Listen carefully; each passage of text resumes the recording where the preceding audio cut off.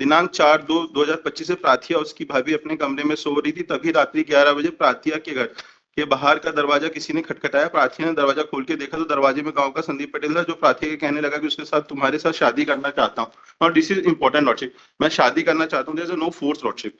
प्राथिया ने मना किया, परंतु अभियुक्त उसने कह रहा था कि प्राथिया से बहुत प्रेम करता है, इसलिए प्राथिया अभियुक्त की बातों में आ गई और अभियुक्त के साथ उसके घर चली गई। जब प्राथिया अभियुक्त के घर पहुंची तो अभियुक्त की मम्मी ने दरवाजा खोला, प्राथिया को देखकर कहा कि तुम क्यों आई हो। प्राथिया ने घर वापस भेज दिया।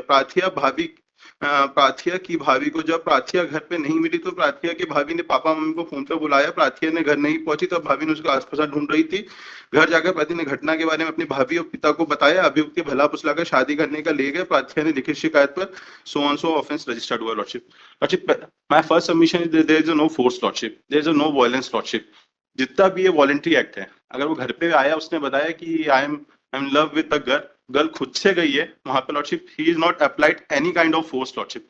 As per the case of the prosecution the girl is above 17 years lordship. तो my first submission is lordship, there is no force, there is no violence in entire act lordship.